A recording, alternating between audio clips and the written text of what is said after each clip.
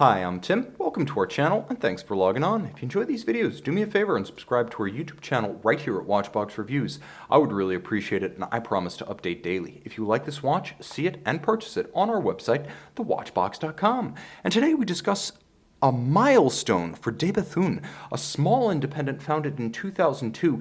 This, the DB15RT, was launched the next year as its first model with an in-house caliber.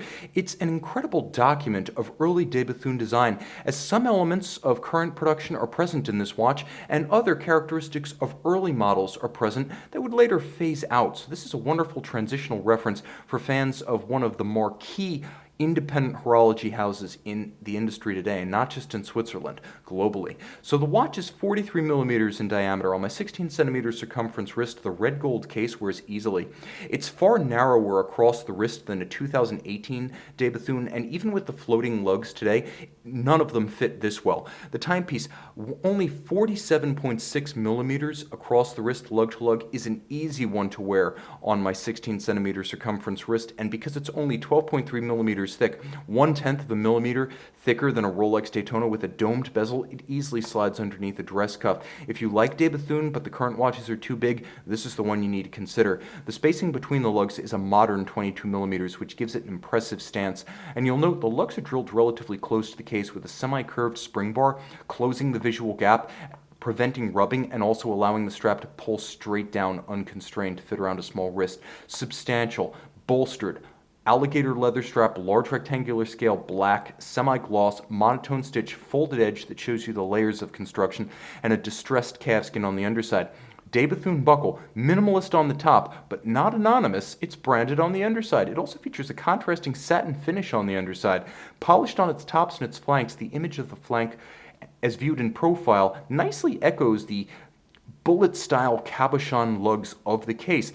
The lugs are probably the single feature of the watch most distinctive of an early de Bethune design. If you've seen my video of the DB1, you realize that David Zanetta, the equal partner in the brand alongside watchmaker maestro Denis Flageolet, he designed most of the early watches in this form, with a case band that eventually broke out into a separate sculptural form that became that bullet or cabochon lug. Later on, the floating lugs would become the icon of de Bethune, but this was the aesthetic of the early watches. The case band is fairly spare, with the exception of the point where the caseband breaks into the flowing expanse of the lug structure itself. It's principally defined at the mid-case by the junction between the bezel, the mid-case, and the case back. Pusher adjusters for most of the indications. You can adjust the month and the date using a quick set at the crown, and the watch is pretty spare. The crown is fairly ornate as it features a double knurling and a combination of rounded and angular forms.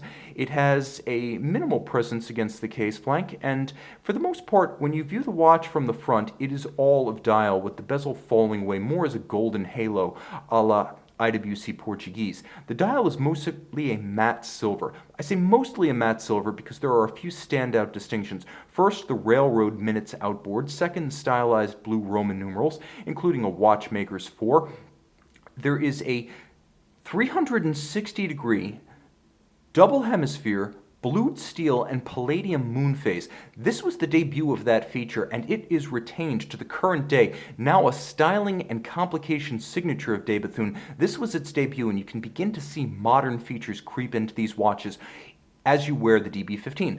Blued hands, foy or leaf style at center, nicely cruciform and symmetrical. The watch is one of the most balanced de Bethune dials you'll encounter, with the moon phase just above a leap year indication that is mounted on the same metallic blue register with golden stars, a depiction of the cosmos, the day of the perpetual calendar system at 9, the month located at 3, and a raised plinth for a radial date that can be quickset at 6 o'clock. Turn it all over and you can see the caliber 2004. This watch began to establish the design language and the engineering principles of modern day de Bethune. You can already see the layout is identical in this first in-house caliber to what you will get today in a DB28. Differences. Well, back then, the twin self-adjusting mainspring barrels provided between 4 and 5 days of power reserve, and you can see in this early example, the 23rd made, the triple parachute shock protection system was not yet in place, as the balance bridge, beautifully black polished, is anchored on each side to the Delta-style barrel bridge. That is one feature that stayed, but it's anchored on each side with the only shock protection at center, courtesy of Inca Block, not the triple parachute system, not yet. You can see an early iteration of the Bethune proprietary balance with blue titanium cruciform center and then white gold masses outboard to allow fine adjustment and minimal inward mass and maximum polar moment. It beats away at 4 Hertz or 28,800 vibrations per hour, and you can see the somewhat irregularly shaped flat hairspring. It's actually two components. There's a hairspring and then there's a clamped outer component that is thicker and a little bit less distinctly curved or ringed in profile. The result being an in-house bimetallic hairspring that gives you the advantages and concentric beating of a Breguet overcoil, but without the compromises an overcoil can sometimes bring in terms of shock resistance. You will note Côte de Genève, black polished screw heads, black polished balance bridge, as well as mirrored anglage about the edge of the bridge and the edge of, well, the edge of the balance bridge and the edge of the barrel bridge. So this is a dramatic timepiece. You'll even note the jewel and the screw countersinks, robustly polished and mirrored. Handsome in its finish, somewhat intermediate in its execution. I would be careful if sending this in for service at Bethune to specify that all of the early features are retained, because Bethune is a brand on its way up. It's going places under its new ownership. They're making 150 watches a year, and they're marketing Denis Flageolet as the genius and FP Journe Philippe Dufour Carré Voudelainen rival that he rightfully is. And this was his first in-house caliber watch under his own brand. See it and make it your watch on the Watchbox.